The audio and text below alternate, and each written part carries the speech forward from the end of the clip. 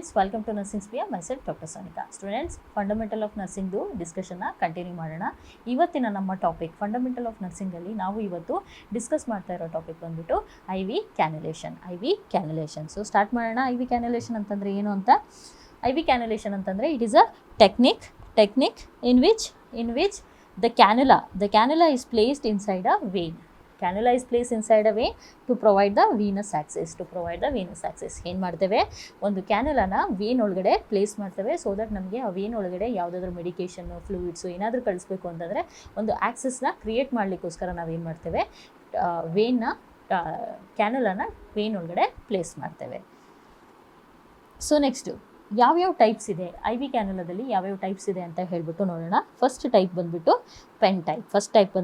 Pen type. ಈ ಡಯಾಗ್ರಾಮಲ್ಲಿ ನೋಡ್ಬೋದು, ಇಲ್ಲಿ ಏನು ಕ್ಯಾನುಲಾ ಕಾಣ್ತಾ ಇದೆಯಲ್ಲ, ಇದಕ್ಕೇನಂತ ಹೇಳ್ತೇವೆ ಅಂದರೆ ಪೆನ್ ಟೈಪ್ ಅಂತ ಹೇಳ್ಬಿಟ್ಟು ಹೇಳ್ತೇವೆ. ಸೊ ಜಸ್ಟ್ ನೇಮ್ಸ್ ಯಾವ್ಯಾವ್ದಿದೆ ಅಂತ ನೋಡ್ತಾ ಹೋಗೋಣ. ನೆಕ್ಸ್ಟ್ ಡೀಟೇಲ್ ಆಗಿ ಮುಂದಿನ ಸ್ಲೈಡ್ಸಲ್ಲಿ ಕಲಿತಾ ಹೋಗೋಣ. ಸೊ ಸೆಕೆಂಡ್ ಟೈಪ್ ಬಂದುಬಿಟ್ಟು open type with butterfly wings. ಇದೆರಡು ಇಲ್ಲೇನು ಕಾಣಿಸ್ತಾ ಇದೆಯಲ್ಲ, ಇದೆರಡು ವಿಂಗ್ಸ್, ಇದಕ್ಕೆ ಏನಂತ ಹೇಳ್ತೇವೆ, ಬಟರ್ಫ್ಲೈ ವಿಂಗ್ಸ್ ಅಂತ ಹೇಳ್ಬಿಟ್ಟು ಹೇಳ್ತೇವೆ. ಸೊ ನೆಕ್ಸ್ಟ್ ಬಂದುಬಿಟ್ಟು open type with injection portal. So ಈ ಡಯಾಗ್ರಾಮ್ನ ನೋಟಿಸ್ ಮಾಡಿ. ಇದರಲ್ಲಿ ಏನಿದೆ, ಇಲ್ಲಿ ಒಂದು ಇಂಜೆಕ್ಷನ್ ಪೋರ್ಟಲ್ ಇದೆ. ಸೊ ಈ ಟೈಪ್ ಆಫ್ ಕ್ಯಾನುಲಾಗೆ ಏನಂತ ಹೇಳ್ತೇವೆ ನಾವು ಅಂದ್ರೆ open type with injection portal. Next ಬರೋದು ಕ್ಲೋಸ್ಡ್ ವೈ ಟೈಪ್. ಸೊ ಇದು ಈ ಪೋರ್ಟ್ಸ್ ಏನಿರುತ್ತಲ್ಲ ಅದು ವೈ ಶೇಪಲ್ಲಿ ಇರುತ್ತೆ, ವೈ ಆಕಾರದಲ್ಲಿರುತ್ತೆ. ಸೊ ಅದಕ್ಕೋಸ್ಕರ ಇದನ್ನೇನು ಹೇಳ್ತೀವಿ, ಕ್ಲೋಸ್ಡ್ ವೈ ಟೈಪ್ ಅಂತ ಹೇಳ್ಬಿಟ್ಟು ಹೇಳ್ತೇವೆ. ಸೊ ಲಾಸ್ಟ್ ಬಂದುಬಿಟ್ಟು ಸ್ಕ್ಯಾಲ್ಪ್ ವೇನ್ ಅಂತಂದರೆ ತುಂಬ ತಿನ್ನ ನೀಡಲಿರುತ್ತೆ. ಸಣ್ಣ ಮಕ್ಕಳಲ್ಲಿ, ಸಣ್ಣ ಪೀಡಿಯಾಟ್ರಿಕ್ ಪೇಷಂಟ್ಸಲ್ಲಿ ನಾವು ಈ ಸ್ಕ್ಯಾಲ್ಪ್ ವೇನ ಯೂಸ್ ಮಾಡ್ತೇವೆ. ಸೊ ಏನೇನಿರುತ್ತೆ ಯಾವ್ಯಾವ ಟೈಪಲ್ಲಿ ಅಂತ ನೋಡ್ತಾ ಹೋಗೋಣ. ಫಸ್ಟ್ ಬಂದುಬಿಟ್ಟು ಪೆನ್ ಟೈಪ್. ಸೊ ನಾನು ಆಗಲೇ ಹೇಳಿದೆ, ಈ ಡಯಾಗ್ರಾಮಲ್ಲಿ ಫಸ್ಟ್ ಡಯಾಗ್ರಾಮಲ್ಲಿ ಏನು ನೋಡ್ತಾ ಇದ್ದೀವಲ್ಲ, ಇದಕ್ಕೆ pen type I V cannula ಅಂತ ಹೇಳ್ಬಿಟ್ಟು ಹೇಳ್ತೇವೆ. So pen type is a safetiest I V cannula. ಯಾಕೆ ಇದನ್ನು ಸೇಫ್ಟಿ ಐ ವಿ ಕ್ಯಾನುಲಾ ಅಂತ ಹೇಳ್ತೀವಿ ಅಂದರೆ, ಒನ್ಸ್ ನಾವು ಈ ಕ್ಯಾನುಲಾನ ವೇನ್ ಒಳಗಡೆ ಹಾಕಿದ ತಕ್ಷಣ ಏನಾಗುತ್ತೆ ಅಂದರೆ ಆಟೋಮ್ಯಾಟಿಕ್ ನೀಡಲ್ ರಿಟ್ರಾಕ್ಷನ್ ಆಗುತ್ತೆ. ಸೊ ಅದರಿಂದ ಏನಾಗುತ್ತೆ, ನಾವು ನೀಡಲ್ ಸ್ಟಿಕ್ ಇಂಜುರಿನ ಕಡಿಮೆ ಮಾಡ್ಬೋದು. So this is a safest I V cannula. Pen type I V cannula has a automatic needle retraction mechanism. So ಅದರಿಂದ ಏನಾಗುತ್ತೆ, ನೀಡಲ್ ಸ್ಟಿಕ್ ಇಂಜುರೀಸ್ ಕಡಿಮೆ ಆಗುತ್ತೆ. ಸೊ ನೆಕ್ಸ್ಟ್ ಟೈಪ್ ಬಂದುಬಿಟ್ಟು open type with butterfly wings. So ಇದೇನು ಕಾಣಿಸ್ತಾ ಇದೆಯಲ್ಲ, ಇದಕ್ಕೇನು ಹೇಳ್ತೇವೆ ಅಂದರೆ ನಾವು ಬಟರ್ಫ್ಲೈ ವಿಂಗ್ಸ್ ಅಂತ ಹೇಳ್ತೇವೆ. So open type with butterfly wings. So ಇದರಲ್ಲಿ ಏನಿರುತ್ತೆ ಅಂದರೆ ಟೂ ಫ್ಲೆಕ್ಸಿಬಲ್ ವಿಂಗ್ಸ್ ಇರುತ್ತೆ ಆ ಕಡೆ ಈ ಕಡೆ.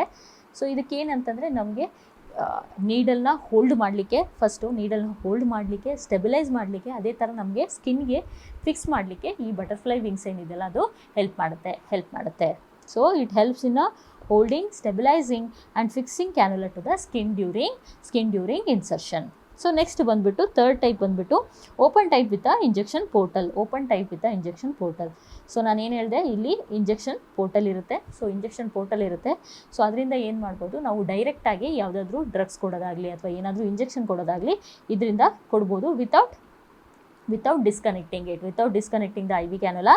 IV ಲೈನ್ನ ಡಿಸ್ಕನೆಕ್ಟ್ ಮಾಡದೇ ಇರೋಗೆ ಡೈರೆಕ್ಟಾಗಿ ಇಲ್ಲಿಂದ ನಾವು ಡ್ರಗ್ಸ್ ಅಥವಾ ಏನಾದರೂ ಮೆಡಿಕೇಷನ್ ಇದ್ದರೆ ಕೊಡ್ಬೋದು. So small port that allows direct injection of the drugs without disconnecting IV line. So next ಯಾವ ಟೈಪ್ ಅಂತ ನೋಡೋಣ. ನೆಕ್ಸ್ಟ್ ಯಾವುದು ಹೇಳಿದೆ ನಾನು, ನೆಕ್ಸ್ಟ್ ಹೇಳಿದ್ದು ಕ್ಲೋಸ್ಡ್ ವೈ ಟೈಪ್ ಅಂದರೆ ಇಲ್ಲಿ 2 ಪೋರ್ಟ್ ಇದೆಯಲ್ಲ ಅದು ವೈ ಶೇಪಲ್ಲಿ ಇರುತ್ತೆ. ಸೊ ಅದಕ್ಕೆ ನಾವೇನು ಹೇಳ್ತೇವೆ, ಕ್ಲೋಸ್ಡ್ ವೈ ಟೈಪ್ ಅಂತ ಹೇಳ್ಬಿಟ್ಟು ಹೇಳ್ತೇವೆ. ಸೊ ಇದರಲ್ಲಿ ಏನಿರುತ್ತೆ, the 2 ports are arranged in a Y shape. So ಒಂದು ಪೋರ್ಟನ್ನು ನಾವೇನು ಮಾಡ್ತೀವಿ, ಐ ವಿ ಫ್ಲೂಯಿಡ್ಸ್ ಕನೆಕ್ಟ್ ಮಾಡಲಿಕ್ಕೆ ಯೂಸ್ ಮಾಡ್ತೀವಿ. ಇನ್ನೊಂದು ಪೋರ್ಟ್ನ ಏನು ಮಾಡ್ತೀವಿ ಅಂದರೆ ಡ್ರಗ್ಸ್ ಕೊಡಲಿಕ್ಕೆ ಯೂಸ್ ಮಾಡ್ತೀವಿ. ಸೊ ಇದರಿಂದ ಏನಾಗುತ್ತೆ, ಇನ್ಫೆಕ್ಷನ್ ರೇಟ್ ಕಡಿಮೆ ಆಗುತ್ತೆ. ಯಾಕಂತಂದರೆ ನಾವು ಐ ವಿ ಫ್ಲೂಯಿಡ್ಸ್ ಡಿಸ್ಟರ್ಬ್ ಮಾಡ್ತಾ ಇಲ್ಲ, ಡ್ರಗ್ಸ್ನ ಕೊಡಬೇಕಾದ್ರೆ ಐ ವಿ ಫ್ಲೂಯಿಡ್ಸ್ ಲೈನ್ನ ಡಿಸ್ಟರ್ಬ್ ಮಾಡ್ತಾ ಇಲ್ಲ. ಸೊ ಅದರಿಂದ ಏನಾಗುತ್ತೆ, it prevents the infection. So same ಒಂದು ಪೋರ್ಟು ಐ ವಿ ಫ್ಲೂಯಿಡ್ಸಿಗೆ ಯೂಸ್ ಮಾಡ್ತೀವಿ, ಇನ್ನೊಂದು ಪೋರ್ಟು ಡ್ರಗ್ ಅಡ್ಮಿನಿಸ್ಟ್ರೇಷನ್ಗೆ ಯೂಸ್ ಮಾಡ್ತೀವಿ while maintaining the close system. So last ಬಂದುಬಿಟ್ಟು ಸ್ಕ್ಯಾಲ್ಪ್ ಪೇನ್. ಸೊ ಇದಕ್ಕೆ ಸ್ಕ್ಯಾಲ್ಪ್ ಪೇನ್ ಅಂತ ಹೇಳ್ತೀವಿ. ಸೊ ತುಂಬ ಸಣ್ಣ ನೀಡಲ್ ಇರುತ್ತೆ. ಅದೇ ಥರ ಎರಡು ವಿಂಗ್ಸ್ ಇರುತ್ತೆ. ಹಾಗೆ ಇಲ್ಲಿ ಉದ್ದನೆಯಾದಂಥ ಒಂದು ಟ್ಯೂಬಿಂಗ್ಸಿಗೆ ಅಟ್ಯಾಚ್ ಆಗಿರುತ್ತೆ. ಸೊ ಇದನ್ನೆಲ್ಲಿ ಯೂಸ್ ಮಾಡ್ತೀವಿ ಅಂದರೆ ಎಲ್ಲಿ ತುಂಬ ಸ್ಮಾಲ್ ಮತ್ತು ಫ್ರಜೈಲ್ ವೇನ್ಸ್ ಇದೆ, ಎಸ್ಪೆಷಲಿ ಪೀಡಿಯಾಟ್ರಿಕ್ ಪೇಷಂಟ್ಸಲ್ಲಿ ನಾವು ಈ ಸ್ಕ್ಯಾಲ್ಪೆಯನ್ನು ಯೂಸ್ ಮಾಡ್ತೀವಿ. So these are the types of I V cannula. So ಈಗ ನೆಕ್ಸ್ಟು ನಮಗೆ ಯಾವ್ಯಾವ ಸೈಜಲ್ಲಿ ಐ ವಿ ಕ್ಯಾನುಲಾಸ್ ಬರುತ್ತೆ ಅಂತ ನೋಡ್ಕೋತಾ ಹೋಗೋಣ. ಸೊ ಇದರಲ್ಲಿ ಏನು ತಿಳ್ಕೊಬೇಕು ಅಂದರೆ ಒಂದೊಂದು ಸೈಜಿಗೂ ಕೂಡ ಒಂದೊಂದು ಕಲರ್ ಕೋಡೆಡ್ ಐ ವಿ ಕ್ಯಾನುಲಾಸ್ ಇದೆ, ಒಂದು ಕಲರ್ಸ್ ಇದೆ, ಈಚ್ ಸೈಜ್ಗೂ ಕೂಡ ಕಲರ್ ಇದೆ. ಸೊ ಅದನ್ನು ಯಾವ್ಯಾವ ಕಲರ್ ಇದೆ, ಏನೇನಕ್ಕೆ ಯೂಸ್ ಮಾಡ್ತೀವಿ ಅಂತ ಹೇಳ್ಬಿಟ್ಟು ನೋಡ್ತಾ ಹೋಗೋಣ. ಫಸ್ಟು ಇದರಲ್ಲಿ ಏನು ತಿಳ್ಕೊಬೇಕು ಅಂದರೆ smaller the gauge the larger the catheter, smaller the gauge larger the catheter. So larger the gauge the smaller the catheter. So ಇದು ತುಂಬ ಸ್ಮಾಲ್ ಇರುತ್ತೆ, ಇದು ತುಂಬ ಲಾರ್ಜ್ ಇರುತ್ತೆ. ಸೊ ಫಸ್ಟ್ ಏನಂತಂದರೆ 14 ಗೇಜ್ ಕ್ಯಾನುಲಾ. ಸೊ 14 ಗೇಜ್ ಕ್ಯಾನುಲಾ ಯೂಶಲಿ ಯಾವ ಕಲರ್ ಇರುತ್ತೆ? Orange colour. So ಇದು ಫಸ್ಟ್ ಏನು ಕಾಣಿಸ್ತಾ ಇದೆಯಲ್ಲ ಇದು ಆರೆಂಜ್ ಕಲರ್ 14 ಗೇಜ್ ಕ್ಯಾನುಲಾ. ಸೊ ಎಲ್ಲಿ ಯೂಸ್ ಮಾಡ್ತೀವಿ ಅಂದರೆ ಮೇಜರ್ ಟ್ರಾಮಾ ಮತ್ತು ರ್ಯಾಪಿಡ್ ಫ್ಲೂಯಿಡ್ ರಿಸಸಿಟೇಷನ್. ಯಾವಾಗ ಪೇಷಂಟ್ಗೆ ತುಂಬ ಫಾಸ್ಟಾಗಿ ಫ್ಲೂಯಿಡ್ ಕೊಡಬೇಕು, ತುಂಬ ಜಾಸ್ತಿ ಫ್ಲೂಯಿಡ್ ಕೊಡಬೇಕು, ಬೋಲಸ್ ಫ್ಲೂಯಿಡ್ ಕೊಡಬೇಕು ಅಂಥ ಪರಿಸ್ಥಿತಿಲಿ ನಾವು ಏನು ಮಾಡ್ತೀವಿ, ಈ 14 ಗೇಜ್ ಕ್ಯಾನುಲಾನ ಯೂಸ್ ಮಾಡ್ತೀವಿ. ಹಾಗೆ ಮೇಜರ್ ಟ್ರಾಮಾದಲ್ಲಿ ಏನಾಗಿರುತ್ತೆ, ತುಂಬ ಬ್ಲಡ್ ಲಾಸ್ ಆಗಿರುತ್ತೆ, ಪೇಷಂಟ್ಗೆ ರೆಸಿಸಿಟೇಟ್ ಮಾಡೋ ಅವಶ್ಯಕತೆ ಇರುತ್ತೆ. ಸೊ ಆವಾಗಲೂ ಕೂಡ ನಾವು 14 ಗೇಜ್ನ ಯೂಸ್ ಮಾಡ್ತೇವೆ. ಸೊ ನೆಕ್ಸ್ಟ್ ಬಂದುಬಿಟ್ಟು 16 ಗೇಜ್ ಯಾವ ಕಲರ್ ಇರುತ್ತೆ? ಗ್ರೇ ಕಲರ್ ಇರುತ್ತೆ. So this is the grey colour is a 16 gauge. So ಅದನ್ನು ಕೂಡ ಮೇಜರ್ ಸರ್ಜರಿ ಮತ್ತು ಟ್ರಾಮಾದಲ್ಲೇ ಕೂಡ ಯೂಸ್ ಮಾಡ್ತೀವಿ. ಮೇಜರ್ ಸರ್ಜರಿ ಮತ್ತು ಟ್ರಾಮಾದಲ್ಲಿ 16 ಗೇಜ್ನ ಯೂಸ್ ಮಾಡ್ತೇವೆ. ಸೊ ನೆಕ್ಸ್ಟ್ ಬಂದುಬಿಟ್ಟು 18 ಗೇಜ್ ಅಂದರೆ ನಾವು ಯೂಶಲಿ ನೋಡಿರ್ತೀವಿ ಗ್ರೀನ್ ಕಲರ್ ಕ್ಯಾನುಲಾ ಏನು ಬರುತ್ತಲ್ಲ, ದಟ್ ಈಸ್ 18 ಗೇಜ್. ಸೊ ಎಲ್ಲಿ ಯೂಸ್ ಮಾಡ್ತೀವಿ? ಮೇಜರಾಗಿ blood transfusion. Suppose blood transfusion ಏನಾದರೂ ಮಾಡಬೇಕು ಪೇಷಂಟ್ಗೆ ಅಂದರೆ ವಿ ಯೂಸ್ 18 ಗೇಜ್ ಕ್ಯಾನುಲಾ. ಹಾಗೆ ಎಮರ್ಜೆನ್ಸಿ ಫ್ಲೂಯಿಡ್ಸ್ ಕೊಡಬೇಕು ಅಂದರೂ ಕೂಡ ನಾವು ಏನು ಮಾಡ್ತೀವಿ? 18 ಗೇಜ್ ಕ್ಯಾನುಲಾನ ಯೂಸ್ ಮಾಡ್ತೀವಿ. ಸೊ ನೆಕ್ಸ್ಟ್ ಬಂದುಬಿಟ್ಟು 20 ಗೇಜ್ ಕ್ಯಾನುಲಾ ನಾವು ಕಾಮನ್ ಆಗಿ ಎಲ್ಲ ವಾರ್ಡಲ್ಲೂ ನೋಡಿರ್ತೀವಿ, 20 ಗೇಜ್ ಹಾಕಿರ್ತಾರೆ. ಸೊ ರುಟೀನಾಗಿ ಐ ವಿ ಫ್ಲೂಯಿಡ್ಸ್ ಅಥವಾ ಏನಾದರೂ ಮೆಡಿಕೇಷನ್ ಕೊಡಬೇಕು ಅಂತಂದರೆ ಯೂಶಲಿ ಈ 20 ಗೇಜ್ ಪಿಂಕ್ ಕಲರ್ ಕ್ಯಾನುಲಾನ ಯೂಸ್ ಮಾಡ್ತೀವಿ. ನೆಕ್ಸ್ಟ್ ಬರೋವಂಥದ್ದು 22 ಗೇಜ್ ಕ್ಯಾನುಲಾ ಯಾವ ಕಲರ್ ಇರುತ್ತೆ? ಬ್ಲೂ ಕಲರ್ ಇರುತ್ತೆ. 22 ಗೇಜ್ ಕ್ಯಾನುಲಾ ಬ್ಲೂ ಕಲರ್ ಇರುತ್ತೆ. ಯೂಶಲಿ ಪೀಡಿಯಾಟ್ರಿಕ್ಸ್ ಮತ್ತು ಯಾವುದು ಫ್ರಜೈಲ್ ವೇನ್ಸ್ ಇರುವಂಥ ಪೇಷಂಟ್ಸಲ್ಲಿ, ಅಡಲ್ಟ್ಸಲ್ಲೂ ಯೂಸ್ ಮಾಡ್ತೀವಿ, ತುಂಬ ಫ್ರಜೈಲ್ ವೇನ್ಸ್ ಇರೋ ಪೇಷಂಟ್ಸಲ್ಲಿ ಯೂಸ್ ಮಾಡ್ತೀವಿ. ಸೊ ಮೋಸ್ಟ್ ಕಾಮನ್ ಆಗಿ ಪೀಡಿಯಾಟ್ರಿಕ್ ಪೇಷಂಟ್ಸಲ್ಲಿ ನಾವು 22 ಗೇಜ್ ಕ್ಯಾನುಲಾನ ಯೂಸ್ ಮಾಡ್ತೀವಿ. ಎಸ್ಪೆಷಲಿ ಸ್ಕೂಲ್ ಗೋಯಿಂಗ್ ಕಿಡ್ಸ್ ಎಲ್ಲ ಏನಿರ್ತಾರಲ್ಲ 6 to 7 years ಅವರಲ್ಲೆಲ್ಲ ಈ ಬ್ಲೂ ಕಲರ್ಗೆ ಕ್ಯಾನುಲಾನ ಯೂಸ್ ಮಾಡ್ತೇವೆ. ಸೊ ನೆಕ್ಸ್ಟ್ ಬಂದುಬಿಟ್ಟು 24 ಗೇಜ್ ಕ್ಯಾನುಲಾ ಏನಿದೆಯಲ್ಲ ಅದು ಯೆಲ್ಲೋ ಕಲರ್ ಕ್ಯಾನುಲಾ. ಸೊ ಪೀಡಿಯಾಟ್ರಿಕ್ಸಲ್ಲಿ ಇದನ್ನು ಯೂಸ್ ಮಾಡೋದು, ಎಸ್ಪೆಷಲಿ ಪೀಡಿಯಾಟ್ರಿಕ್ಸ್ ಮತ್ತು ನಿಯೋನೇಟಲ್ ಪೇಷಂಟ್ಸಲ್ಲಿ ನಾವು ಈ ಯೆಲ್ಲೋ ಕಲರ್ ಆದಂಥ 24 ಗೇಜ್ ಕ್ಯಾನುಲಾನ ಯೂಸ್ ಮಾಡ್ತೇವೆ. ನೆಕ್ಸ್ಟ್ ಲಾಸ್ಟ್ ಸ್ಮಾಲ್ ಬಂದುಬಿಟ್ಟು 26 ಗೇಜ್ ಕ್ಯಾನುಲಾ. ಅದು ಯಾವ ಕಲರ್ ಇರುತ್ತೆ? ಪರ್ಪಲ್ ಕಲರ್ ಇರುತ್ತೆ. ಸೊ ಅದನ್ನ ಎಲ್ಲಿ ಯೂಸ್ ಮಾಡ್ತೀವಿ ಅಂದರೆ ನಿಯೋನೇಟ್ಸಲ್ಲಿ ಯೂಸ್ ಮಾಡ್ತೇವೆ. ಸೊ ಇಲ್ಲಿ ನಾನು ಮಿಡ್ಲಲ್ಲಿ ಏನು ಮೆನ್ಷನ್ ಮಾಡಿದ್ದೀನಿ ಅಂದರೆ ಫ್ಲೋ ರೇಟ್ ಮೆನ್ಷನ್ ಮಾಡಿದ್ದೇನೆ. ಸೊ ಫ್ಲೋ ರೇಟ್ ನೋಡ್ತಾ ಹೋದರೆ ಜಸ್ಟ್ ಇದು ರೆಫರೆನ್ಸಿಗೆ ಮೆನ್ಷನ್ ಮಾಡಿರೋದು ಏನಾಗ್ತಾ ಇದೆ, ಮೇಲಿಂದ ಕೆಳಗಡೆ ಡಿಕ್ರೀಸ್ ಆಗ್ತಾ ಇದೆ. ಸೊ ನಾನು ಆಗಲೇ ಏನು ಹೇಳಿದೆ, higher the gauge smaller the cannula, smaller the gauge higher the larger the cannula. So these are the different sizes, ಕ್ಯಾನುಲಾದು ಡಿಫ್ರೆಂಟ್ ಸೈಜಸ್ ನಾವು ನೋಡಿದ್ವಿ ಮತ್ತು ಎಲ್ಲೆಲ್ಲಿ ಯೂಸ್ ಮಾಡಿದ್ವಿ ಅಂತಲೂ ಸಹ ನೋಡಿದ್ವಿ. ಸೊ ಇದನ್ನು ಯಾವ ಥರ ನೆನ್ಪಿಟ್ಕೋಬೇಕು ಅನ್ನೋದಕ್ಕೆ ಒಂದು ನಿಮೋನಿಕ್ ಇದೆ, ಅದನ್ನು ನೋಡ್ತಾ ಹೋಗೋಣ ಏನು ಅಂತ. ಫಸ್ಟು ಕೆಳಗಡೆಯಿಂದ ಸ್ಟಾರ್ಟ್ ಮಾಡಬೇಕು. ಫಸ್ಟು ಅರ್ತ್ ಒಳಗಡೆ ಏನು ಸಿಗುತ್ತೆ ನಮಗೆ? ಅರ್ತ್ ಒಳಗಡೆ ಸಿಗೋದು ಲಾವಾ. ಸೊ ಲಾವಾ ಯಾವ ಕಲರ್ ಇರುತ್ತೆ? ಆರೆಂಜ್ ಕಲರ್ ಇರುತ್ತೆ. ಆರೆಂಜ್ ಕಲರ್ ಇರುತ್ತೆ. ಸೊ ಆರೆಂಜ್ ಕಲರ್ ಯಾವ ಗೇಜ್ ಇರುತ್ತೆ? 14 ಗೇಜ್.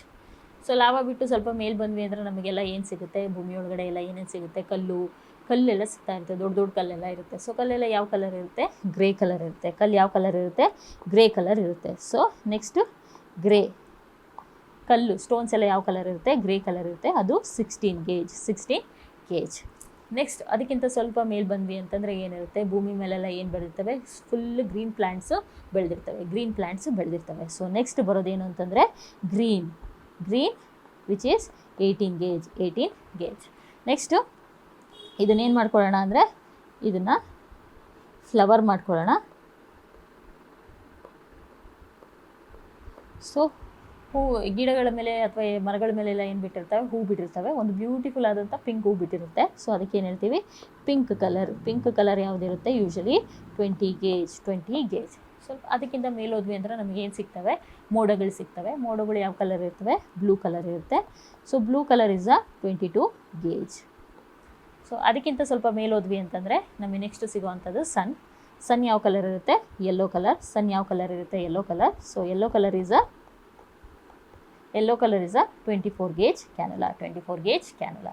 ನೆಕ್ಸ್ಟ್ ಲಾಸ್ಟಿಗೆ ಬರೋದು ನಮಗೆ purple colour. So purple colour ನಮಗೆ ಎಷ್ಟು ಹೇಳಿದೆ ನಾನು ಆಗಲೇ, purple colour 26 gauge. So this is how we are gonna remember the cannula size ಮತ್ತು ಕಲರ್. ಈಚ್ ಕ್ಯಾನುಲಾದು ಏನೇನು ಕಲರ್ ಇರುತ್ತೆ ಅನ್ನೋದನ್ನು ನಾವು ಈ ಥರ ನೆನ್ಪಿಟ್ಕೋಬೇಕು.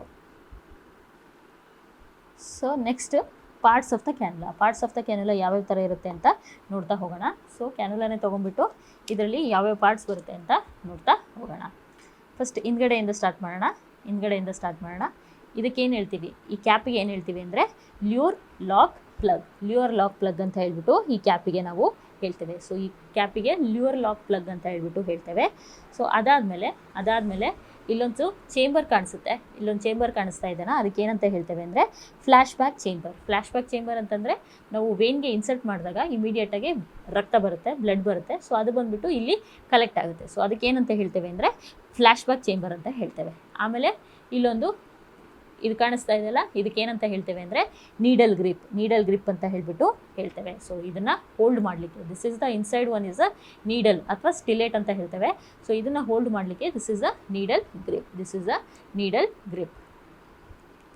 ಸೊ ನೆಕ್ಸ್ಟ್ ಅದ್ರ ಮೇಲೆ ಹೋದ್ವಿ ಅಂತಂದರೆ ಇಲ್ಲಿ ಎರಡು ವಿಂಗ್ಸ್ ಇದೆ. ಅದಕ್ಕೆ ಏನಂತ ಹೇಳ್ತೇವೆ, ಬಟರ್ಫ್ಲೈ ವಿಂಗ್ಸ್ ಅಂತ ಹೇಳ್ತೇವೆ. ಅದ್ರ ಮಧ್ಯೆ ಇರೋದು ಕ್ಯಾಥೆಟರ್ ಹಬ್. ಅದಾದಮೇಲೆ ಇಲ್ಲೇನಿದೆಯಲ್ಲ, ಇದು ಇಂಜೆಕ್ಷನ್ ಪೋರ್ಟ್ದು ಕ್ಯಾಪ್. ಇದ್ರ ಮುಖಾಂತರ ನಾವು ಡೈರೆಕ್ಟಾಗಿ ಇಂಜೆಕ್ಷನ್ಸ್ನ ಕೊಡ್ಬೋದು. ಸೊ ಅದಾದಮೇಲೆ ಏನಾಗುತ್ತೆ, ಇದನ್ನು ತೆಗೆದೆ ಅಂತಂದರೆ ಇಲ್ಲೇನಿರುತ್ತೆ ಮುಂದ್ಗಡೆ, this is the catheter and this is the needle. Catheter ಮತ್ತು ನೀಡಲ್ನ ಸ್ಟಿಲೇಟ್ ಅಂತಲೂ ಸಹ ನಾವು ಹೇಳ್ಬೋದು. So these are the different parts of the I V ಕ್ಯಾನುಲಾದು ಇದು ಡಿಫ್ರೆಂಟ್ ಪಾರ್ಟ್ಸ್. ಸೊ ಹಾಗೆ ಇಲ್ಲೊಂದು ಬಿಟ್ವಿ, ಇನ್ನೊಂದು ಏನಿರುತ್ತೆ ಅಂದರೆ ಇಲ್ಲೊಳಗಡೆ ಒಂದು ವ್ಯಾಲ್ವ್ ಪ್ರೆಸೆಂಟ್ ಇರುತ್ತೆ. ಸೊ ಅದೇನು ಅಷ್ಟೊಂದು ಇಂಪಾರ್ಟೆಂಟ್ ಅಲ್ಲ, ಬಟ್ ಗೊತ್ತಿರಬೇಕು ನಮಗೆ ವ್ಯಾಲ್ವ್ ಇರುತ್ತೆ ಅಂತ. ಮೇನಾಗಿ this is the injection portal, this is a needle grip, this is a lure lock connector. ಇದೆರಡು ಬಟರ್ಫ್ಲೈ ವಿಂಗ್ಸ್. ಒಳಗಡೆ ಇರೋದಕ್ಕೆ ನೀಡಲ್ ಅಥವಾ ಸ್ಟಿಲೇಟ್ ಅಂತೀವಿ, ಮೇಲ್ಗಡೆ ಇರೋದಕ್ಕೆ ಕ್ಯಾಥೆಟರ್ ಅಂತೀವಿ. So this are the parts of cannula.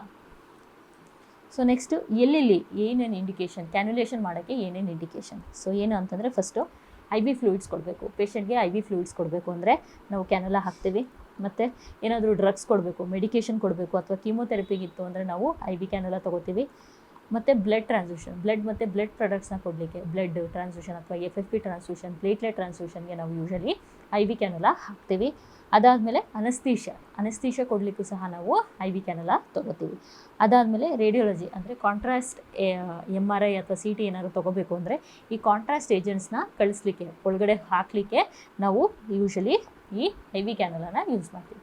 So basically ಏನಾದರೂ ವೇನಲ್ಲಿ ಕೊಡಬೇಕು ಅಂತಿದ್ರೆ ನಾವು ಐ ವಿ ಕ್ಯಾನುಲೇಷನ್ನ ಯೂಸ್ ಮಾಡ್ತೀವಿ. ಸೊ ನೆಕ್ಸ್ಟ್ ಬಂದುಬಿಟ್ಟು ಕಾಂಟ್ರಾಇಂಡಿಕೇಷನ್ಸ್.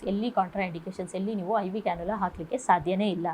ಫಸ್ಟ್ ಬಂದುಬಿಟ್ಟು site close to infection. Suppose ಇಲ್ಲಿ ನನ್ನ ಕೈಯಲ್ಲಿ ಇನ್ಫೆಕ್ಷನ್ ಇತ್ತು ಅಂತಂದರೆ ನಾನು ಈ ಕೈಯಲ್ಲಿ ಇದು ಹತ್ರ ಇರೋ ಪ್ಲೇಸಲ್ಲಿ ನಾನು ಕ್ಯಾನುಲಾ ತೊಗೊಳ್ಳೋ ಹಾಗಿಲ್ಲ. ಏಕೆಂತಂದರೆ ಇನ್ಫೆಕ್ಷನ್ ಸ್ಪ್ರೆಡ್ ಆಗೋ ಸಾಧ್ಯತೆಗಳಿರುತ್ತೆ. ಅದಕ್ಕೋಸ್ಕರ ಸೈಟ್ಸ್ ಕ್ಲೋಸ್ ಟು ಇನ್ಫೆಕ್ಷನ್ ಇರೋ ಜಾಗದಲ್ಲಿ ಅವಾಯ್ಡ್ ಮಾಡಬೇಕು. Next veins of the fractured limb. ಯಾವ ಕೈಯಲ್ಲಿ ಫ್ರ್ಯಾಕ್ಚರ್ ಆಗಿರುತ್ತೋ ಅಲ್ಲಿ ಕ್ಯಾನ್ಯುಲೇಷನ್ ಮಾಡೋ ಹಾಗಿಲ್ಲ. ನೆಕ್ಸ್ಟ್ ಬಂದುಬಿಟ್ಟು limbs where there is a AV fistula. This is very important. AV fistula ಇರೋ ಕೈಯಲ್ಲಿ ಫಸ್ಟು BP ಮಾನಿಟ್ರಿಂಗ್ ಮಾಡಬಾರ್ದು. ಅದೇ ಥರ ಅಲ್ಲಿ ಕೂಡ ಐ ವಿ ಕ್ಯಾನುಲಾ ಹಾಕಬಾರ್ದು. ಈ AV ಫಿಸ್ಟುಲಾಸ್ ಏನಕ್ಕೆ ಯೂಸ್ ಮಾಡ್ತೀವಿ ಅಂದರೆ ಡಯಾಲಿಸಿಸ್ ಪೇಷಂಟ್ಸಲ್ಲಿ ಯೂಶಲಿ ನಾವು ಈ AV ಫಿಸ್ಟುಲಾಸ್ನ ನೋಡ್ತೀವಿ. ಸೊ ಅಂಥ ಪೇಷಂಟ್ಸಲ್ಲಿ ನಾವು ಎಲ್ಲಿ ಯಾವ ಕೈಯಲ್ಲಿ AV ಫಿಸ್ಟುಲಾ ಇದೆಯೋ ಅಲ್ಲಿ BP ಮಾನಿಟ್ರಿಂಗ್ ಮಾಡಬಾರ್ದು. ಅದೇ ಥರ ಐ ವಿ ಕ್ಯಾನುಲಾನು ಸಹ ತಗೊಳ್ಬಾರ್ದು. ಸೊ ನೆಕ್ಸ್ಟ್ ಬಂದುಬಿಟ್ಟು ಎಡಿಮಾ. ಎಲ್ಲಿ ಕೈ ಊದಿರುತ್ತೆ, ಸ್ವೆಲ್ಲಿಂಗ್ ಇರುತ್ತೆ, ಅಲ್ಲೂ ಕೂಡ ನಾವು ತೊಗೋಬಾರ್ದು. ಸೈಡ್ ಆಫ್ ಮ್ಯಾಸ್ಟೆಕ್ಟಮಿ, ಇದು ತುಂಬ ಇಂಪಾರ್ಟೆಂಟ್. ಮ್ಯಾಸ್ಟೆಕ್ಟಮಿ ಅಂದರೆ ಏನೋ ಬ್ರೆಸ್ಟನ್ನ ತೆಗೆಯುವಂಥ ಆಪ್ರೇಷನ್ಗೆ ನಾವೇನಂತ ಹೇಳ್ತೇವೆ, ಮ್ಯಾಸ್ಟೆಕ್ಟಮಿ ಅಂತ. ಯಾವ ಸೈಡ್ ಆಪ್ರೇಷನ್ ಆಗ್ತಿರುತ್ತೆ, ಯಾವ ಸೈಡ್ ಬ್ರೆಸ್ಟನ್ನ ತೆಗಿತಾ ಇರ್ತಾರೆ, ಇದರ ಕ್ಯಾನ್ಸರ್ ಅಥವಾ ಯಾವುದಾದ್ರೂ ಲಂಪ್, ಯಾವುದೋ ರೀಸನ್ಗೆ ತೆಗಿತಾ ಇದ್ರು ಅಂದರೆ, ಸೊ ಆ ಕೈಯಲ್ಲಿ ಏನು ಮಾಡಬಾರ್ದು, ಕ್ಯಾನುಲಾ ಹಾಕಬಾರ್ದು. ಯಾವ ಸೈಡ್ ಆಪ್ರೇಷನ್ ಆಗ್ತಿರುತ್ತೋ ಆ ಸೈಡಲ್ಲಿ ಕ್ಯಾನುಲಾ ಹಾಕಬಾರ್ದು. So next, so bleeding disorders ಮತ್ತು ಪೇಷಂಟು ವಾರ್ಫರಿನ್ ಮೇಲಿತ್ತು ಅಂತಂದರೆ ಕೂಡ ನಾವು ಸ್ವಲ್ಪ ಕಾಷಿಯಸ್ ಆಗಿರಬೇಕು. ಯೂಶಲಿ ಕಾಂಟ್ರಾಇಂಡಿಕೇಟೆಡ್ ಅಲ್ಲ, ಸ್ವಲ್ಪ ಕಾಷಿಯಸ್ ಆಗಿದ್ದು ಅದನ್ನು ನಾವು ಕ್ಯಾನುಲೇಷನ್ ಮಾಡಬೇಕು. So these are the contraindications for the I V cannulation. So ಯಾವ್ಯಾವ ಏರಿಯಾಸ್ನ ಅವಾಯ್ಡ್ ಮಾಡಬೇಕು, ನೆಕ್ಸ್ಟ್ ಯಾವ್ಯಾವ ಏರಿಯಾಸ್ನ ಅವಾಯ್ಡ್ ಮಾಡಬೇಕು ಅಂತ ಹೇಳ್ಬಿಟ್ಟು ನೋಡೋಣ. ಫಸ್ಟು ಜಾಯಿಂಟ್ಸಲ್ಲಿ ಹಾಕಿದ್ವಿ ಅಂದರೆ ಏನಾಗುತ್ತೆ, ಮೂಮೆಂಟ್ಸ್ ಜಾಸ್ತಿ ಇರುತ್ತೆ. ಮೂಮೆಂಟ್ಸ್ ಜಾಸ್ತಿ ಇದ್ದು ಪೇಷಂಟ್ಗೆ ಪೇಯ್ನ್ ಆಗೋ ಸಾಧ್ಯತೆಗಳಿರುತ್ತೆ, ಡಿಸ್ಲಾಡ್ಜ್ ಆಗೋ ಸಾಧ್ಯತೆಗಳಿರುತ್ತೆ. ಅದಕ್ಕೋಸ್ಕರ ಜಾಯಿಂಟ್ಸ್ನ ಅವಾಯ್ಡ್ ಮಾಡಬೇಕು. ನೆಕ್ಸ್ಟು ಹಾರ್ಡನ್ಡ್ ಅಥವಾ sclerosed veins, major veins near the artery ಏನಾಗುತ್ತೆ ಅಂದರೆ ಆರ್ಟೀರಿಯಲ್ ಪಂಚರ್ ಸಾಧ್ಯತೆ ಜಾಸ್ತಿ ಇರುತ್ತೆ. ಅದಕ್ಕೋಸ್ಕರ major veins near the arteries ಏನೇನು ಇರುತ್ತಲ್ಲ ಅದನ್ನೆಲ್ಲ ಸ್ವಲ್ಪ ಅವಾಯ್ಡ್ ಮಾಡಬೇಕು. ನೆಕ್ಸ್ಟು ಪ್ರೀವಿಯಸ್ಲಿ ಕ್ಯಾನುಲೇಟೆಡ್ ವೇನ್ಸ್ ಅಂದರೆ ಆಲ್ರೆಡಿ ಒಂದ್ಸರಿ ಪಂಚರ್ ಆಗಿರುತ್ತೆ. ಸೊ ನಾವು ಮತ್ತೆ ಇನ್ನೊಂದು ಸರಿ ಹಾಕೋಕ್ಕೆ ಹೋದಾಗ ತುಂಬ ಕಷ್ಟ ಆಗುತ್ತೆ.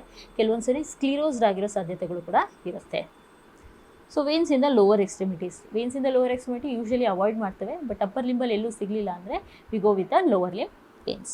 ನೆಕ್ಸ್ಟು ಸ್ಮಾಲ್ ವೇನ್ಸ್ ಏನಾಗುತ್ತೆ ಅಂತಂದರೆ, ಕೆಲವೊಂದು ಸರಿ ಏನಾಗುತ್ತೆ ಅಂದರೆ ತುಂಬ ಸ್ಮಾಲ್ ವೇನ್ ತೊಗೊಂಡ್ವಿ ಅಂತಂದರೆ size of the catheter, length of the catheter ಇರುತ್ತಲ್ಲ ಅದು ದೊಡ್ಡದಿರುತ್ತೆ. ಅದನ್ನೇನಾದರೂ ದೊಡ್ಡದು ತಗೊಂಡು ಸ್ಮಾಲ್ ವೇನ್ಸಿಗೆ ಹಾಕೋಕೆ ಹೋದ್ವಿ ಅಂದರೆ ಕಷ್ಟ ಆಗುತ್ತೆ. ಸೊ ಅದಕ್ಕೋಸ್ಕರ ಲಾರ್ಜ್ ವೇನ್ ಮತ್ತು ಚೆನ್ನಾಗೇ ಇರುವಂಥ ಈಸಿಲಿ ವಿಸಿಬಲ್ ಆಗಿರೋ ವೇನನ್ನು ನಾವು ಹಿಡಿಬೇಕು. Next areas of surgery. So ಎಲ್ಲಿ ಸರ್ಜರಿ ಮಾಡ್ತಾ ಇರ್ತೀವೋ ಅಲ್ಲಿ ಯೂಶಲಿ ನಾವು ಅವಾಯ್ಡ್ ಮಾಡಬೇಕು, ಕ್ಯಾನುಲೇಷನ್ನ ಅವಾಯ್ಡ್ ಮಾಡಬೇಕು. So next, so these are the veins which we are going to see in upper limb. So especially cephalic ಮತ್ತು basilic vein. ಸೊ ಅದರದ್ದೇ branch ಆದ medial cubital vein ಮತ್ತು ಆಕ್ಸೆಸರಿ ಸೆಫಾಲಿಕ್ ವೇನ್ ಮತ್ತು basilic veins, ಹಾಗೆ medial cubital veins. So these are the veins which we are going to see in the upper limb. ಅದೇ ಥರ ನಾವು ಡಾರ್ಸಲಲ್ಲಿ ನೋಡಿದಾಗ ಡಾರ್ಸಲ್ ವೀನಸ್ ನೆಟ್ವರ್ಕ್ ಮತ್ತು ಡಿಜಿಟಲ್ ಡಾರ್ಸಲ್ ವೇನ್ಸ್ನ ನೋಡ್ಬೋದು. ಸೊ ನೆಕ್ಸ್ಟ್ ಬಂದುಬಿಟ್ಟು vein illumination. So vein illumination ಅಂತಂದರೆ ಏನು ಅಂದರೆ, ಇಲ್ಲಿ ಇದೊಂದು ಇನ್ಸ್ಟ್ರೂಮೆಂಟ್ ಕಾಣಿಸ್ತಾ ಇದೆಯಲ್ಲ, ಇದಕ್ಕೆ ವೇನ್ ಇಲ್ಯುಮಿನೇಟರ್ ಅಂತ ಹೇಳ್ತೇವೆ. ಇದೇನು ಮಾಡುತ್ತೆ ಅಂದರೆ ಇನ್ಫ್ರಾರೆಡ್ ರೇಸ್ನ ಎಮಿಟ್ ಮಾಡುತ್ತೆ. ಸೊ ನಾವು ಈ ಇನ್ಸ್ಟ್ರೂಮೆಂಟ್ನ ತೊಗೊಂಡೋಗಿ ವೇನ್ ಮೇಲೆ ಹಿಡಿದ್ವಿ ಅಂದರೆ ಈ ಥರ ಇನ್ಫ್ರಾರೆಡ್ ರೇಸು ಆ ವೇನ್ ಮೇಲೆ ಬೀಳುತ್ತೆ. ಸೊ ಆವಾಗ ಇಲ್ಲಿ ನೋಡ್ಬೋದು, ಇಲ್ಲೆಲ್ಲ ವೇನ್ಸ್ ಕಾಣಿಸ್ಕೊಳ್ತಾ ಇದೆ. ಸೊ ವೇನ್ಸ್ ಏನಾಗುತ್ತೆ, ವಿಸಿಬಲ್ ಆಗುತ್ತೆ. ಈ ವೇನ್ ಇಲ್ಯುಮಿನೇಟರ್ನ ಎಸ್ಪೆಷಲಿ ನಾವು ಎಲ್ಡರ್ಲಿ ಪೀಪಲ್, ಒಬೀಸ್ ಪೇಷಂಟ್ಸು ಮತ್ತು ಡಾರ್ಕ್ ಸ್ಕಿನ್ ಪೇಷಂಟಲ್ಲಿ ನಾವು ಈ ವೇನ್ ಇಲ್ಯುಮಿನೇಟರ್ನ ಯೂಸ್ ಮಾಡ್ತೇವೆ. ನೆಕ್ಸ್ಟು ಏನೇನು ಬೇಕು, ಯಾವ್ಯಾವ್ದು ಎಕ್ವಿಪ್ಮೆಂಟ್ಸ್ ಬೇಕು ಫಾರ್ ಐ ವಿ ಕ್ಯಾನುಲೇಷನ್ ಮಾಡೋಕ್ಕೆ ಯಾವ್ಯಾವ ಎಕ್ವಿಪ್ಮೆಂಟ್ಸ್ ಬೇಕು ಅಂತ ನೋಡ್ತಾ ಹೋಗೋಣ. ಫಸ್ಟು ನಮಗೆ ಬೇಕಾಗಿರೋದು ಸ್ಟರೈಲ್ ಗ್ಲೌ, ನೆಕ್ಸ್ಟು ಟಾರ್ನಿಕೆಟ್ ಬೇಕು, ಆಲ್ಕೋಹಾಲ್ ಸ್ವ್ಯಾಬ್ ಬೇಕು, next appropriate size I V cannula ಅಂದರೆ ಪೇಷಂಟ್ಗೆ ನಾನು ಆಗಲೇ sizes of cannula size discuss ಮಾಡಬೇಕಿರೋನೆ ಯಾವ್ಯಾವ ಪೇಷಂಟಲ್ಲಿ ಯಾವ್ಯಾವ ಥರ ಸಿಚುವೇಷನಲ್ಲಿ ಯಾವ್ಯಾವ ಕ್ಯಾನುಲಾ ತೊಗೋಬೇಕು ಅಂತ ಹೇಳಿದೆ. ಸೊ ಅಪ್ರಾಪ್ರಿಯೇಟ್ ಕ್ಯಾನುಲಾನ ತೊಗೋಬೇಕು. ಅದೇ ಥರ ಏನು ಮಾಡ್ಕೋಬೇಕು ಅಂದರೆ ಒಂದು size lower gauge cannula. Suppose ಪೇಷಂಟ್ಗೆ 20 ಗೇಜ್ ಬೇಕಾಗಿತ್ತು ಅಂದರೆ we should always keep a 22 gauge cannula with us. So next ಅದನ್ನು ಫಿಕ್ಸ್ ಮಾಡಲಿಕ್ಕೆ ಅಡೇಸಿವ್ ಟೇಪ್ ಅಥವಾ fixator, cotton swab, 5 ml syringe with NS, ಆಮೇಲೆ ಕಿಡ್ನಿ ಟ್ರೇ ಅಥವಾ ಡಿಸ್ಪೋಸಲ್ ಟ್ರೇ. ನೀಡಲ್ ತೆಗೆದುಬಿಟ್ಟು disposal ಮಾಡಲಿಕ್ಕೆ ಕಿಡ್ನಿ ಟ್ರೇ ಯೂಸ್ ಮಾಡ್ತೀವಿ ಅಥವಾ ಡಿಸ್ಪೋಸಲ್ ಟ್ರೇ, ಹಾಗೆ ಲೋಕಲ್ ಅನಸ್ಥೆಟಿಕ್. ಎಸ್ಪೆಷಲಿ ಪೀಡಿಯಾಟ್ರಿಕ್ ಪೇಷಂಟ್ಗೆಲ್ಲ ಹಾಕಬೇಕಾದ್ರೆ ತುಂಬ ಅಳ್ತಾ ಇರ್ತಾರೆ. ಸೊ ಅದಕ್ಕೋಸ್ಕರ ಪೀಡಿಯಾಟ್ರಿಕ್ ಪೇಷಂಟಲ್ಲಿ ಇದನ್ನು ಲೋಕಲ್ ಅನಸ್ಥೆಟಿಕ್ನ ಅಪ್ಲೈ ಮಾಡಬೇಕು. ನೆಕ್ಸ್ಟು ಯಾವ ಥರ ಪ್ರೊಸೀಜರ್ ಮಾಡಬೇಕು. ಸೊ ಐ ವಿ ಕ್ಯಾನುಲೇಷನ್ ಪ್ರೊಸೀಜರ್ ಏನು. ಸೊ ಐ ವಿ ಕ್ಯಾನುಲೇಷನ್ ಮಾಡೋಕ್ಕಿಂತ ಮುಂಚೆ ನಾವು ಏನು ಮಾಡ್ತಾಯಿದ್ವಿ, ಏನು ಪ್ರೊಸೀಜರ್ ಮಾಡ್ತಾಯಿದ್ದೀವಿ ಅಂತ ನಾವು ಫಸ್ಟು ಪೇಷಂಟ್ಗೆ ಎಕ್ಸ್ಪ್ಲೇನ್ ಮಾಡಬೇಕು. ಅದಾದಮೇಲೆ ನಮ್ಮದು ಹ್ಯಾಂಡ್ ಹೈಜಿನ್ನ ಕರೆಕ್ಟಾಗಿ ಪ್ರಾಪರಾಗಿ ವಾಶ್ ಮಾಡಿಬಿಟ್ಟು ಸ್ಟರೈಲ್ ಗ್ಲೌನ ವೇರ್ ಮಾಡಬೇಕು. ಅದಾದಮೇಲೆ ನಮಗೆ ಬೇಕಾಗಿರೋ ಎಲ್ಲ ಏನೇನು ಎಕ್ವಿಪ್ಮೆಂಟ್ಸ್ ಇದೆ ಅದನ್ನು ಅಸೆಂಬಲ್ ಮಾಡ್ಕೋಬೇಕು. ಆಮೇಲೆ ಪೇಷಂಟ್ ಯಾವ ಪೊಸಿಷನಲ್ಲಿ ಕಂಫರ್ಟೇಬಲ್ ಇರ್ತಾರೋ ಆ ಪೊಸಿಷನಲ್ಲಿ ಕೂರ್ಲಿಕ್ಕೆ ಹೇಳ್ಬೋದು. ಸಪೋಸ್ ಅವರಿಗೆ ಮಲ್ಕೊಂಡು ಹಾಕ್ಸ್ಕೋತಾರೆ ಅಂದರೆ ಮಲ್ಕೊಂಡು ಕಂಫರ್ಟೇಬಲ್ ಇದ್ದಾರೆ ಅಂದರೆ ಆ ಪೊಸಿಷನಲ್ಲಿ, ಇಲ್ಲಾಂದರೆ ಕುತ್ಕೊಂಡ್ಬಿಟ್ಟು ಹಾಕ್ಸ್ಕೋತಾರೆ ಅಂದರೆ ಆ ಪೊಸಿಷನಲ್ಲಿ. ಸೊ ಪೇಷಂಟ್ ಯಾವ ಪೊಸಿಷನಲ್ಲಿ ಕಂಫರ್ಟೇಬಲ್ ಇರ್ತಾರೋ ಆ ಪೊಸಿಷನಲ್ಲಿ ಕ್ಯಾನುಲೇಷನ್ ಮಾಡಬೇಕು. ಆಮೇಲೆ ಏನು ಮಾಡಬೇಕು ಅಂದರೆ ನಾವು ಲೊಕೇಶನ್ ಸೆಲೆಕ್ಟ್ ಮಾಡಬೇಕು. ಸೆಲೆಕ್ಟ್ ಮಾಡಬೇಕು. ಯಾವ ಥರ ವೇನ್ ಸೆಲೆಕ್ಟ್ ಮಾಡಬೇಕು ಅಂದರೆ vein should be straight, vein should be visible, easily visible ಆಗಿರಬೇಕು, ಆಮೇಲೆ ಪ್ಯಾಲ್ಪೇಬಲ್ ಆಗಿರಬೇಕು. ಸೊ ಈ ಎಲ್ಲ ಕಂಡೀಷನ್ನ ಇಟ್ಕೊಂಡ್ಬಿಟ್ಟು ಒಂದು ಒಳ್ಳೆ ಲೊಕೇಶನ್ನ ಸೆಲೆಕ್ಟ್ ಮಾಡಬೇಕು. ಸೊ ಅದೇ ಥರ ನಾನು ಮುಂಚೆನೂ ಹೇಳಿದೆ ಯಾವ್ಯಾವ ಏರಿಯಾಸ್ನ ಅವಾಯ್ಡ್ ಮಾಡಬೇಕು ಅಂತ, ಅದನ್ನೆಲ್ಲ ಮೈಂಡಲ್ಲಿ ಇಟ್ಕೊಂಡು ನಾವು ಒಳ್ಳೆ ವೇನ ಚೂಸ್ ಮಾಡಬೇಕು. ಅದಾದಮೇಲೆ ಏನು ಮಾಡಬೇಕು ಅಂದರೆ 5 to 10 ಸೆಂಟಿಮೀಟರ್ ಮೇಲೆ ಟಾರ್ನಿಕೆಟ್ ಹಾಕಬೇಕು. ಸಪೋಸ್ ಇಲ್ಲಿ ನಾನು ಕ್ಯಾನಲ ತೊಗೋಬೇಕು ಅಂದರೆ ಇಲ್ಲಿಂದ 5 to 10 ಸೆಂಟಿಮೀಟರ್ ಮೇಲೆ ಟಾರ್ನಿಕೆ ಹಾಕಬೇಕು. ಇಲ್ಲ ನಾನು ಇಲ್ಲಿ ಟಾರ್ನಿಕೆ ಹಾಕಿದೆ ಅಂತಂದರೆ ಏನೂ ಯೂಸ್ ಆಗಲ್ಲ. ಸೊ ಅದಕ್ಕೋಸ್ಕರ just 5 to 10 centimetre above the site tourniquet apply ಮಾಡಬೇಕು. ಅದಾದಮೇಲೆ ಆಲ್ಕೋಹಾಲ್ ಸ್ವ್ಯಾಬ್ ತೊಗೊಂಡು ಏರಿಯಾನ ಕಂಪ್ಲೀಟಾಗಿ ಕ್ಲೀನ್ ಮಾಡಬೇಕು. ಕ್ಲೀನ್ ಮಾಡಿದ್ಮೇಲೆ ಏನು ಮಾಡಬೇಕು, ಅದನ್ನು ಏರ್ ಡ್ರೈ ಆಗಲಿಕ್ಕೆ ಬಿಡಬೇಕು. ಡ್ರೈ ಆದಮೇಲೆ ಏನು ಮಾಡಬೇಕು ಅಂದರೆ ಸ್ಕಿನ್ನ ಸ್ಟ್ರೆಚ್ ಮಾಡ್ಕೋಬೇಕು. ಎಸ್ಪೆಷಲಿ ಓಲ್ಡ್ ಏಜಲ್ಲಿ ಏನಾಗಿರುತ್ತೆ ಅಂದರೆ ಸ್ಕಿನ್ ಫುಲ್ ಈ ಥರ ಸುಕ್ಕಾಗೋಗಿರುತ್ತೆ. ಸೊ ಅವಾಗ ಏನು ಮಾಡಬೇಕು, ಸ್ಕಿನ್ನ ಸ್ಟ್ರೆಚ್ ಮಾಡ್ಕೋಬೇಕು. ಸ್ಕಿನ್ ಸ್ಟ್ರೆಚ್ ಮಾಡ್ಕೊಂಬಿಟ್ಟು ಏನು ಮಾಡಬೇಕು ಅಂದರೆ, ಸಪೋಸ್ ಇದು ನಂದು ವೇನ್ ಅಂತ ಅಂದ್ಕೊಂಡ್ರೆ ನಾನು 15 ಅಥವಾ 30 ಡಿಗ್ರಿಲಿ ವೇನ್ಗೆ ಎಂಟ್ರಿ ಆಗಬೇಕು. 15 ಅಥವಾ 30 ಡಿಗ್ರಿಲಿ ಈ ಥರ 15 ಅಥವಾ 30 ಡಿಗ್ರಿಲಿ ವೇನ್ಗೆ ಈ ಥರ ಎಂಟ್ರಿ ಆಗಬೇಕು. ಎಂಟ್ರಿ ಆದಮೇಲೆ ವೇನ್ಗೆ ಎಂಟ್ರಿ ಆದಮೇಲೆ ನಾವು ವೇನಲ್ಲಿದ್ವಿ ಅಂದರೆ ನಾನು ಆಗಲೇ ಹೇಳಿದೆ ಇಲ್ಲಿ ಫ್ಲ್ಯಾಶ್ ಬ್ಯಾಕ್ ಚೇಂಬರ್ ಅಂತ ಇರುತ್ತೆ. ಸೊ ಈ ಫ್ಲ್ಯಾಶ್ ಬ್ಯಾಕ್ ಚೇಂಬರಲ್ಲಿ ಏನಾಗುತ್ತೆ, ಬ್ಲಡ್ ಬರುತ್ತೆ. ಸೊ ಬ್ಲಡ್ ಬಂದಾದ ತಕ್ಷಣ ನಾವೇನು ಮಾಡಬೇಕು, ನಾನೇನು ಹೇಳಿದೆ 15 to 30 ಡಿಗ್ರಿಲಿ ಎಂಟ್ರ್ ಆಗಬೇಕು. ಫ್ಲ್ಯಾಶ್ ಬ್ಯಾಕ್ ಚೇಂಬರಲ್ಲಿ ಬ್ಲಡ್ ಬಂದ ತಕ್ಷಣ ಈ ಥರ ಫ್ಲ್ಯಾಟ್ ಮಾಡಿ ಸ್ವಲ್ಪ ನೀಡಲ್ನ ರಿಟ್ರ್ಯಾಕ್ಟ್ ಮಾಡಿ ನಾವೇನು ಮಾಡಬೇಕು, ಅಡ್ವಾನ್ಸ್ ಮಾಡಬೇಕು. ಕೆಥೆಟರ್ನ ಕಂಪ್ಲೀಟಾಗಿ ಅಡ್ವಾನ್ಸ್ ಮಾಡಾದಮೇಲೆ ಏನು ಮಾಡಬೇಕು ಅಂತಂದರೆ ಈ ನೀಡಲ್ನ ತೆಗಿಬೇಕು. ಟಾರ್ನಿಕೆಟ್ನ ರಿಲೀಸ್ ಮಾಡಬೇಕು. ರಿಲೀಸ್ ಮಾಡಿದ್ಮೇಲೆ ಏನು ಮಾಡಬೇಕು ಅಂದರೆ ನಮ್ಮ ಬಳಿ ಏನಿರುತ್ತೆ, ಒಂದು 5 ml ಸಿರಿಂಜ್ ಇರುತ್ತೆ. ಅದರಲ್ಲಿ ಏನಿರುತ್ತೆ, NS ಇರುತ್ತೆ. ಸೊ ಅದನ್ನು ಫ್ಲಶ್ ಮಾಡಿ ನೋಡಬೇಕು. ನೋಡಿದಾಗ ಏನಾದರೂ ಸ್ವೆಲ್ಲಿಂಗ್ ಇದೆನಾ, ಏನಾದರೂ ಪೇಯ್ನ್ ಇದೆನಾ ಅಂತ ನಾವು ನೋಡ್ಕೊಂಡಾದಮೇಲೆ ಸೊ ಏನು ಪ್ರಾಬ್ಲಮ್ ಇಲ್ಲ ಅಂತಂದರೆ ಇದನ್ನು ಕ್ಲೋಸ್ ಮಾಡಿಬಿಟ್ಟು ಈ ಥರ ವಿಂಗ್ಸ್ನ ಸ್ಪ್ರೆಡ್ ಮಾಡಿಬಿಟ್ಟು ಫಿಕ್ಸ್ ಮಾಡಿ ಅಡೆಸಿವ್ ಟೇಪಲ್ಲಿ ಫಿಕ್ಸ್ ಮಾಡಬೇಕು, ಅಥವಾ ಟ್ರಾನ್ಸ್ಪರೆಂಟ್ ಡ್ರೆಸ್ಸಿಂಗ್ ಆದರೂ ಹಾಕ್ಬೋದು. ಸೊ ಇಂಪಾರ್ಟೆಂಟ್ ಏನು ಗೊತ್ತಾ, ಫಿಕ್ಸ್ ಮಾಡಾದ್ಮೇಲೆ ಏನು ಬರೀಬೇಕು ಅಂದರೆ ಡೇಟ್ ಮತ್ತು ಟೈಮ್ನ ಅದ್ರ ಮೇಲೆ ಮೆನ್ಷನ್ ಮಾಡಲೇಬೇಕು. ಆಮೇಲೆ ಈ ನೀಡಲ್ ಏನಿರುತ್ತೆ ಇದನ್ನು ಡಿಸ್ಪೋಸಲ್ ಕಂಟೈನರ್ಗೆ ಹಾಕಬೇಕು. So this is the procedure for the IV cannulation. So ಏನೇನು ಕಾಂಪ್ಲಿಕೇಶನ್ಸ್ ಆಗ್ಬೋದು, ಈ IV ಕ್ಯಾನುಲೇಷನಿಂದ ಏನೇನು ಕಾಂಪ್ಲಿಕೇಶನ್ಸ್ ಆಗ್ಬೋದು ಅಂತ ನೋಡೋಣ. ಫಸ್ಟ್ ಬಂದುಬಿಟ್ಟು ಪೇಯ್ನ್. ಸೊ ಮೋಸ್ಟ್ ಕಾಮನ್ ಆಗಿ ಕಂಪ್ಲೇಂಟ್ ಮಾಡೋವಂಥದ್ದು ಎಲ್ಲರೂ ಕೂಡ ಪೇಯ್ನ್. ಸೊ ಆ ಪೇಯ್ನು ಕೂಡ ಯಾವ ಥರ ಪೇಯ್ನ್, ತುಂಬ ಜಾಸ್ತಿ ಪೇಯ್ನ್ ಇತ್ತು ಅಂದರೆ you should be concerned about that. So pain ಇದ್ದೇ ಇರುತ್ತೆ. So first complication can be pain. Next cannula clot ಆಗ್ಬೋದು. ಆಗಲೇ ನಾನು ಹೇಳಿದೆ, ನಿಯರ್ ಬೈ ಆರ್ಟ್ರೀಸ್ ಎಲ್ಲರೂ ನಾವು ವೇನ್ಸಲ್ಲಿ ಕ್ಯಾನುಲೇಷನ್ ಮಾಡೋಕ್ಕೆ ಹೋದ್ವಿ ಅಂದರೆ ಆರ್ಟೀರಿಯಲ್ ಪಂಚರ್ ಆಗೋ ಸಾಧ್ಯತೆಗಳು ಜಾಸ್ತಿ ಇರುತ್ತೆ. ಹೈಪರ್ ಸೆನ್ಸಿಟಿವ್ ರಿಯಾಕ್ಷನ್ ಆಗ್ಬೋದು. ಫ್ಲೆಬೈಟಿಸ್ ಅಂದರೆ ಇನ್ಫ್ಲಮೇಷನ್ ಆಫ್ ದ ವೇನ್ ಏನಿರುತ್ತಲ್ಲ ಅದು ಇನ್ಫ್ಲಮೇಷನ್ ಆಗುತ್ತೆ. ಸೊ ಅದಕ್ಕೆ ಏನು ಹೇಳ್ತೇವೆ, ಫ್ಲೆಬೈಟಿಸ್ ಅಂತ ಹೇಳ್ತೇವೆ.